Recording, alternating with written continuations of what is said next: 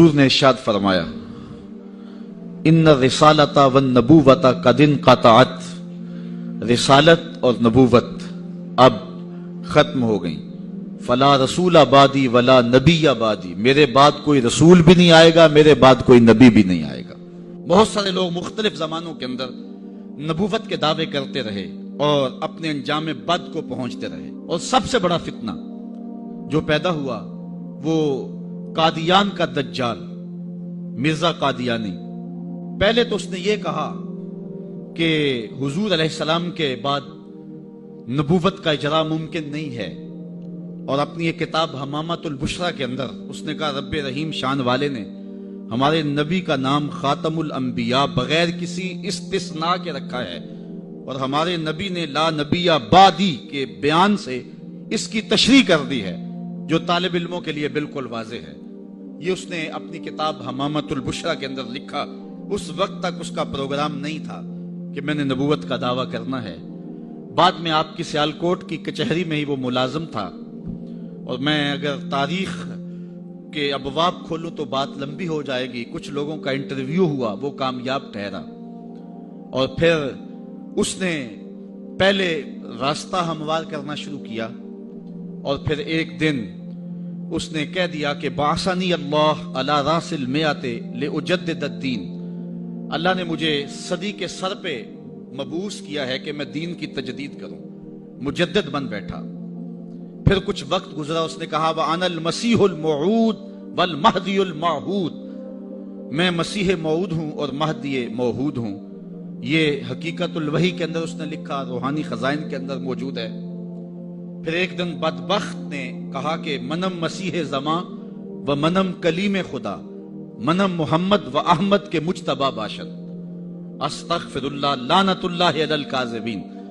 اس نے کہا میں ہی مسیح زماں ہوں، میں ہی کلیم خدا ہوں، اور معاذ اللہ استغفر اللہ میں ہی محمد ہوں، میں ہی احمد ہوں کہ جو مجتبی تھے. اور پھر بدبخت آگے بڑھا اور اس نے انبیاء کی توہین کی، ذات باری کی توحید کی، اور کہا بایعنی ربی، میرے رب نے میری بیعت کی ہے. معاذ اللہ استغفر اللہ. یہ روحانی خزائن کے صفحہ نمبر 227 پہ اس نے لکھا. اور پھر کہنے لگا میرے رب نے مجھے وحی کی ہے انت منی بمنزلت اولادی، آپ میرے لیے میری اولاد کی جگہ ہے. استغفر اللہ علی ذالک. پھر اس نے کہا ابن مریم کے ذکر کو چھوڑو، اس سے بہتر غلام احمد ہے. استغفر اللہ. پھر اس نے لفظ گھڑنے شروع کر دیے اور اللہ کی وحی اس کو قرار دینا شروع کر دیا. میرے پاس اتنا وقت نہیں ہے کہ اس کے حفوات اور اس کی بکواسات کو آپ کے سامنے رکھوں، لیکن جو اس نے وحی کے نام سے لوگوں تک پہنچایا وہ گالیاں تھیں، وہ لغویات تھے، وہ الوہیت کی توہین پر مشتمل باتیں تھیں، انبیاء کی توہین تھی، صحابہ اور اہل بیت کی توہین تھی، اور تضادات پر مشتمل باتیں تھیں. اور کیوں نہ ہو کہ یہ شخص ازلی بدبخت تھا، اور پھر اس نے یہاں تک کہا کہ جو میری بات کو نہیں مانتے اور مجھے تسلیم نہیں کرتے وہ جنگلوں کے سور اور کنجریوں کی اولاد ہیں. استغفر اللہ علی ذالک. اور مسلمانوں کو اپنی حمایت اور اپنی اطاعت کے لیے اس نے ابھارا. جو زر پرست لوگ تھے وہ اس کے پیچھے لگ گئے، چونکہ جن کے مفادات اور مرزا قادیانی کے مفادات سانجے تھے تو انہوں نے اس کے پیچھے لگنا ہی تھا. چونکہ مرزا قادیانی جو ہے یہ انگریز کا لگایا ہوا پودا ہے. مختلف ویب سائٹس پر اسلام کے نام پر مرزائی آج بھی سرگرم عمل ہیں. اللہ تعالیٰ جل شانہ نے ہمارے علماء کو یہ توفیق نصیب فرمائی کہ وہ پوری قوت کے ساتھ ان کے مقابلے کے اندر نکلے. پیر سید جماعت علی شاہ رحمۃ اللہ تعالی علیہ، آپ نے فرمایا ان قریب ذلیل ہو کے مرے گا. پھر جہاں مرا آپ کو پتا ہے، گندگی میں لتھڑا ہوا تھا، تڑپتا ہوا مرا. اللہ تعالیٰ جل شانہ نے علماء کو طاقت دی، انہوں نے ناطقہ بند کر کے رکھ دیا. پھر جب پاکستان بنا تو سب سے زیادہ جن لوگوں نے مخالفت کی پاکستان کی وہ مرزائی تھے. پاکستان کے حق میں انہوں نے ووٹ نہیں دیا. آج بھی جو ربوے میں دفن ہوتے ہیں وہ امانتاً دفن ہوتے ہیں. ان کا عقیدہ ہے کہ پاکستان ٹوٹ جائے گا اور ہمیں اٹھا کر کے جو ہے وہ قادیان میں دفن کیا جائے گا. یہ وصیت کر کے وہاں دفن ہوتے ہیں. جب بھٹو کا دور آیا 74 کے اندر نشتر کالج کے کچھ طلبہ مری جا رہے تھے، ربوے سے گزرے تو مرزائی غنڈوں نے ان کو جو ہے وہ سب و شتم کیا اور غوب و زود کیا، ان کو مارا، زخمی کر دیا۔ تو تحریک پھر دوسری بار جو ہے وہ مرزائیت کے خلاف اٹھ کھڑی ہوئی، جو کراچی سے خیبر تک پورے بانکپن کے ساتھ چلی۔ اللہ تعالیٰ رحمت نازل کرے علامہ نورانی کی قبر پہ۔ انہوں نے علماء کے دستخط کے ساتھ جو ہے وہ اسمبلی کے اندر درخواست جمع کروائی مرزائیوں کو اقلیت قرار دینے کے لیے، قرارداد پیش کی، اور پھر کیا ہوا؟ 3 مہینے کی مسلسل محنت۔ علامہ سارا دن اسمبلی کی کارروائی میں رہتے اور راتوں کو دور دراز علاقوں کا سفر کرتے اور جلسے کرتے اور ختم نبوت پر جو ہے وہ لوگوں کو ابھارتے، اور پھر مرزائیوں کو بھی بلایا گیا، صفائی کا موقع دیا گیا۔ پھر ایک وقت آ گیا کہ حکومت مجبور ہو گئی۔ مسٹر بھٹو علامہ نورانی سے کہنے لگے، نورانی صاحب یہ تو مدارس کے دارالافتاء کا مسئلہ ہے جو آپ اسمبلی میں لے آئے، یہ تو علماء کا کام ہے کہ کون کافر ہے اور کون مومن ہے، تو آپ اس کو اسمبلی کے فلور پہ لے آئے ہیں تو اس کو مدارس میں حل کرنا چاہیے تھا۔ تو حضرت علامہ نورانی نے جو جواب دیا وہ بڑا خوبصورت تھا۔ فرمانے لگے، بھٹو صاحب مجھے ایک بات بتا دیں، آپ منتخب وزیر اعظم ہیں، اگر آپ کے مقابلے میں کوئی کرسی بچھا کے بیٹھ جائے تو آپ اس کے بارے میں کیا رائے رکھتے ہیں؟ تو بھٹو کہنے لگا، یا وہ باغی ہے یا وہ پاگل ہے۔ تو کہا، بھٹو صاحب وزارت کی کرسی چھوٹی ہے، ختم نبوت کی کرسی بڑی ہے، اب جو کہتا ہے میں نبی ہوں ماننا پڑے گا، یا پاگل ہے یا باغی ہے۔ پھر وہ وقت آیا، 7 ستمبر کی شام تھی کہ اسمبلی کے فلور پر جدھر دیکھتے تھے نعرہ رسالت اور نعرہ توحید اور ختم نبوت زندہ باد کے نعرے ہی گونج رہے تھے۔ اپنی حیت میں پرامن دین ہے اور اپنے ماننے والوں کو امن سکھاتا ہے، لیکن اگر کوئی شر کرے، کوئی فساد کرے تو اسلام پھر اس کی گردن بھی توڑتا ہے، لیکن اس کے لیے ضابطے مقرر کیے، اس کے لیے قوانین وضع کیے، اور اس کے لیے اسلام نے کوشش کی کہ شر جو ہے وہ بہت جلدی مٹ جائے۔ تو یہ اسلام کی روشن اور تابناک تاریخ ہے، تو اس تاریخ کو کبھی بھی جو ہے وہ مسلمان داغدار نہیں ہونے دیں گے۔ لیکن غیر مسلموں نے جب مسلمانوں کو مختلف طریقوں سے بدنام کرنے کے لیے مستشرقین کی سازشوں نے کام کیا، تو پھر مختلف ادوار کے اندر خوارج اسلام کے چہرے کو مسخ کرتے رہے اور وہ الزام اسلام پہ آتا رہا۔ علماء حق نے ہر دور میں کہا کہ ان لوگوں کا اسلام سے کوئی تعلق نہیں ہے۔ آج بھی پاکستان کے اندر انبوہ انسانی میں کچھ لوگ گھس کر کے بم بلاسٹ کر دیتے ہیں اور پھر انسانوں کے جسموں کے لوتھڑے دیواروں سے چپک جاتے ہیں، چھوٹے چھوٹے بچے تڑپ تڑپ کے جان دے دیتے ہیں، مائیں رو رو کے اپنے بچوں کو دیکھتی ہیں اور خود بھی جان دے رہی ہوتی ہیں، اور یہ وہ لمحے ہوتے ہیں کہ انسانیت کا سر بھی شرم سے جھک جاتا ہے۔ لیکن وہ کتنا بد نصیب شخص ہے جو سینے پہ ہاتھ رکھ کے کہتا ہے یہ ذمہ داری میں قبول کرتا ہوں۔ اب اگر اس شخص کے لیے کسی شخص کے دل میں نرم گوشہ ہے تو اس کا بھی اسلام سے کیا تعلق باقی رہ جاتا ہے؟ انسانوں کے لوتھڑے اور انسانیت کا کشت و خون مساجد کے اندر، امام بارگاہوں کے اندر، بازاروں کے اندر، چوراہوں اور چوکوں کے اندر اور مزاروں پہ بے بس اور مجبور انسانوں کے اندر گھس کر کے بم بلاسٹ کر دینا، اور پھر جو اس کی وکالت بھی کرتے ہیں ان کا بھی دین سے کیا تعلق رہ جاتا ہے؟ تو پاک فوج نے جو رد فساد کے نام سے آپریشن شروع کیا ہے، ہم اس کی حمایت بھی کرتے ہیں اور پاک فوج کو یقین بھی دلاتے ہیں کہ پوری قوم آپ کے ساتھ ہے۔ تمام طبقات زندگی سے تعلق رکھنے والے لوگ، تاجر ہیں، وکلاء ہیں، ڈاکٹر ہیں، علماء ہیں، عوام ہے، تمام لوگ فوج کے ساتھ ہیں اور شانہ بشانہ کھڑی ہیں۔ قوم یکسو ہے۔ اب قوم بہت زیادہ تنگ آ چکی ہے کہ ہر دن کوئی نیا دھماکہ ہوتا ہے اور لاشیں اٹھا اٹھا کے ہم تھک گئے ہیں۔ تو پاک فوج نے یہ جو اقدام اٹھایا ہے، ہماری گزارش یہ ہے کہ یہ بلا امتیاز کیا جائے اور اس میں سہولت کار بھی پکڑے جائیں، وہ جتنے ہی معتبر کیوں نہ ہوں اور جس بھی طبقہ زندگی سے تعلق کیوں نہ رکھتے ہوں، جو دہشت گردوں کا سہولت کار ہے تو وہ بھی اسی زمرے میں شمار کیا جائے. جب جو ہے وہ گڈ طالبان اور بیڈ طالبان کی پالیسی چھوڑی تھی تو وہاں وزیرستان میں امن آیا تھا. تو یہاں بھی سہولت کار جس روپ میں بھی ہوں ان کو پکڑا جائے اور ان کو بھی کیفر کردار تک پہنچایا جائے, اور تمام مسالک کے علماء سے باقاعدہ فتویٰ لے کر کے میڈیا پر مشتہر کیا جائے, اور جو اس سے گریزاں ہو اس کے گرد بھی گھیرا تنگ کیا جائے تاکہ دہشت گردی کی روک تھام کی جائے. اگر نرسریاں قائم رہیں اور ان کی سپورٹ جاری رہی تو پھر آپ 10 مارو گے تو 15 اور پیدا ہو جائیں گے, تو پھر ساری زندگی یہی کام کرتے رہیں گے. مقصد یہ ہے کہ اس کی جڑ اکھیڑنی چاہیے, اور جب جڑ اکھڑ جائے گی تو نئی پنیری نہیں نشو و نما پا سکے گی.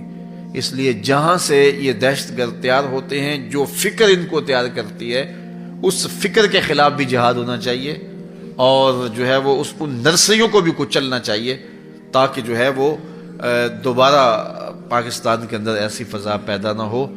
روز روز آپریشن لانچ کریں گے اور پھر جب ان کو ادھورا چھوڑ دیں گے تو پھر نئی پنیری آ جائے گی اور پھر وہ منظم ہو کر کے پھر دوبارہ حملہ آور ہو جائیں گے. تو ہمیں اس سے جان چھڑانی ہوگی. اللہ تعالیٰ جل شانہ پاک فوج کو اس کی توفیق عطا فرمائے.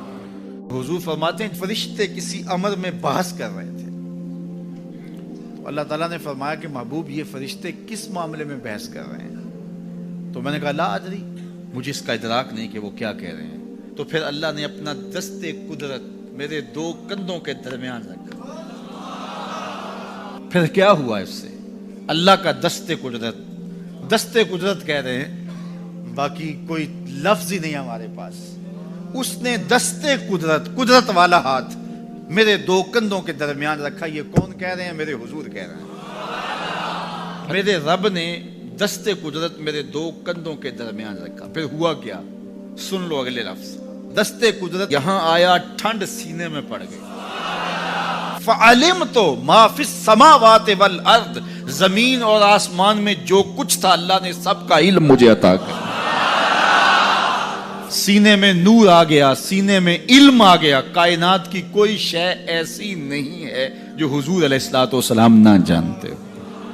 اور پھر کہاں تک علم آیا یہ حضور سے پوچھیے. فرمایا قرب قیامت میں جب دجال آئے گا تو میرے غلام اس کے مقابلے کے لیے نکلیں گے.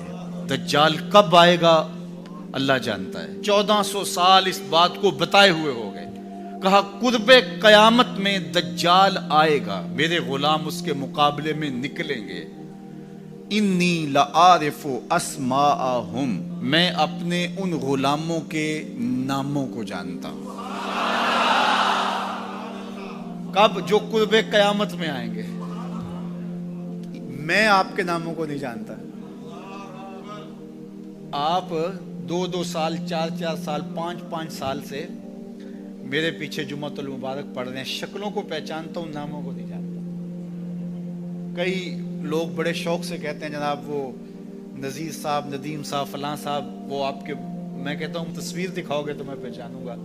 تو اتنے لوگوں کے نام میں یاد نہیں رکھتا. تو جب میں آپ کے نام نہیں جانتا جو ہر جمعۃ المبارک کو یہاں آتے ہیں, تو جہاں 2 مہینے کے بعد درس قرآن دینے جاتا ہوں تو وہاں کے لوگوں کے نام کیسے جانوں گا؟ اور پھر جو سوشل میڈیا پہ سنتے ہیں اور میں ان کو دیکھا بھی نہیں, ان کے نام کیسے جانوں گا؟ اور میرے حضور کیا کہہ رہے ہیں کہ قرب قیامت میں جو دجال آنے والا ہے اور میرے غلام جو اس کے مقابلے میں نکلیں گے, میں ان غلاموں کے ناموں کو جانتا ہوں. بات ختم یہاں نہیں ہوئی. یہاں ختم ہو جاتی پھر بھی کافی تھا, لیکن میرے حضور نے آگے بھی بات فرمائی. وَأَسْمَاءَ آبَائِهِمْ, ان کے باپوں کے ناموں کو بھی جانتا ہوں. ان کے باپوں کے ناموں کو بھی. کہانی ختم نہیں ہوئی, بات آگے فرمائی. وَأَلْوَانَ خُيُولِهِمْ, جن گھوڑوں پہ چڑھ کے جہاد کریں گے میں محمد ان گھوڑوں کے رنگوں کو بھی جانتا ہوں. کون سا غلام, کس کا بیٹا, کس قبیلے کا فرد کس رنگ کے گھوڑے پہ بیٹھ کے جہاد کرے گا, کہا میں سب جانتا ہوں. یہ کیوں جانتے ہیں؟ دست قدرت حضور کے کندھوں پہ آیا. وہ کہتا ہے الرحمن علم القرآن, یہ تلمیذ رحمان ہے, میں نے پڑھایا ہے. تو جب اس نے پڑھایا ہے تو پھر کوئی شے مخفی. محبوب سے کوئی شے پوشیدہ نہیں رکھی. اور اعلیٰ حضرت فرماتے ہیں کوئی نشانی باقی رہ گئی جب رخ سے نقاب بھی الٹ دیا. جب رب نے اپنا آپ بھی نہیں چھپایا تو پھر کوئی شے باقی پیچھے رہ گئی. لِنُرِيَهُ مِنْ آیاتنا, اس نے اپنی قدرت کی نشانیاں دکھائی. اس وقت جو جنگ ہمارے اوپر مسلط کی گئی ہے, جس نے ہماری تہذیب کو بھی متاثر کیا ہے اور ہمارے عقائد نظریات کے اندر بھی تشکیک پیدا کر دی ہے. ویسے تو ایک زمانے میں اتنے بڑے بڑے حملے تھے, یہ معتزلہ کا حملہ کوئی چھوٹا حملہ نہیں تھا. 3 بادشاہتیں ان کے زیر اثر رہی ہیں. آپ نے یہ کہانیاں پڑھی ہوئی ہیں کہ امام اعظم ابو حنیفہ کی وفات جیل میں ہوئی تھی. آپ نے یہ سنا ہے کہ امام احمد بن حنبل کے بدن پر 1 انچ جگہ بھی ایسی نہیں تھی جہاں کوڑے کا نشان موجود نہیں. لیکن آج معتزلہ کے نام سے کوئی گروہ, کوئی فرقہ دنیا پہ دکھائی دیتا ہے, انہوں نے اس کا ناطقہ بند کر دیا. دلیل سے, عملی قیام سے, جد و جہد سے. مرجیہ تھے, لا ادریہ تھے, اندیہ تھے. اب آپ کو یہ غیر مانوس لفظ لگ رہے ہوں گے, کیا قدریہ, کیا جبریہ, کیا معتزلہ. ایک زمانے میں ان کا طوطی بولتا تھا, باطنیوں کا طوطی بولتا تھا, کرامتا کا طوطی بولتا تھا. یہ اتنے غالب آگے تھے کرامتی کہ طاہر کرامتی نے کعبۃ اللہ سے حجر اسود کو نکال لیا اور کئی سال تک کعبۃ اللہ بغیر حجر اسود کے رہا. لیکن وہ زمانہ تھا کہ پھر بھی لوگوں نے قربانیاں دی, لوگوں نے علمی محاکمے کیے, علماء نے تدبیریں کی, سلاطین اسلام کھڑے ہوئے اور مقابلہ کر کے اسلام کی اس قوت رفتہ کو بحال کیا. اس وقت جو سب سے بڑا حملہ ہمارے اوپر ہے وہ لادینیت کا حملہ ہے, الہاد جدید کا حملہ ہے. اس وقت دنیا کی لادین قوتیں الکفر ملت واحدہ کی شکل کے اندر کھربوں روپے خرچ کر رہے ہیں کہ مسلمانوں کو کافر تو نہیں بنایا جا سکتا, لیکن ان کو تشکیک میں مبتلا کر دیا جائے, ان کو مسلمان بھی نہ رہنے دیا جائے,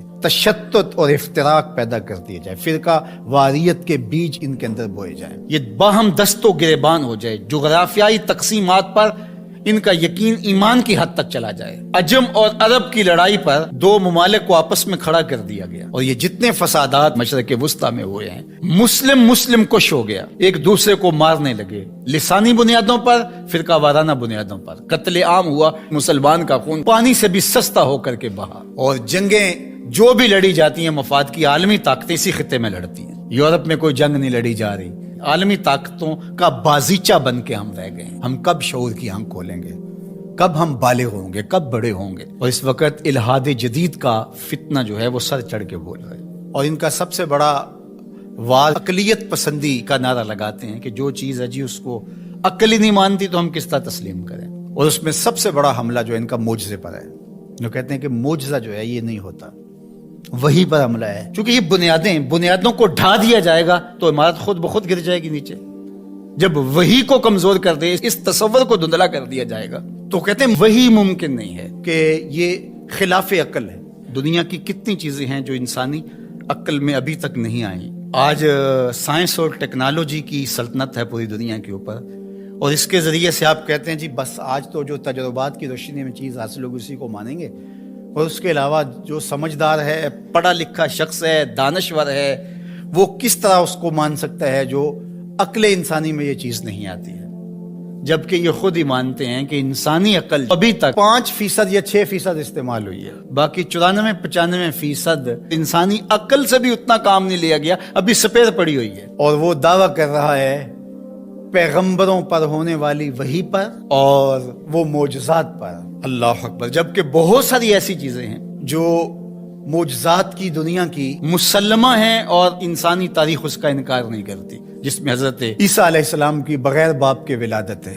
اور آج دنیا کے لوگ اس بات کو مانتے ہیں. اب مجھے بتایا جائے کیا عقل انسانی اس کو قبول کرتی ہے؟ لیکن دنیا مان رہی ہے. فرعون کی باڈی کے بارے میں سورہ یونس کے اندر اللہ تعالیٰ نے ارشاد فرمایا کہ ہم نے اس کی لاش کو لوگوں کی عبرت کے لیے باقی رکھا ہوا ہے. اگر فرعون کی لاش نہ ملتی تو آج یہ لوگ اچھل رہے ہوتے کہ کیسے ہو سکتا ہے, یہ قرآن نے ویسے ہی کہہ دیا. اس پہ شور و غل, یہ 2 نمبر جعلی دانشور, وہ کہتے عقلیت تسلیم نہیں کرتی, عقل نہیں مانتی, لہٰذا ہم نہیں مانتے کہ فرعون کی باڈی محفوظ ہوگی. पानी में किस तरह महफूज रह सकती है? मछलियां नोच नोच के खा गई होंगी उसको। ये कुठ मुल्ला, ये पुराने लोग, ये क्या कहानियां बयान कर रहे हैं? कैसे हो सकता है? कुरान के नुज़ूल से 2000 साल पहले का वाक़या था, और फिर नुज़ूल के बाद 1250-1300 साल तक ये सिलसिला बाकी रहा। तशक्कुक, अक़लियत पसंदी के बखी उधेड़ के रख देती हैं ये चीजें, अगर गौर किया जाए तो। कहते हैं कि ये मुमकिन नहीं है। तो मिराज के वाक़या का इनकार भी इसलिए किया जाता है। मोजज़ा एक जिंदा हकीकत है, और मेरे और आपके आका और मौला का सबसे बड़ा मोजज़ा कुरान है, और दूसरा बड़ा मोजज़ा जो मेरे हुजूर को दिया गया वो मोजज़ा मिराज है। अब अक्ल इंसानी मानती है या नहीं मानती है, लेकिन मेरे हुजूर वहां से होकर आए हैं जहां किसी का तसव्वुर भी नहीं आ सकता।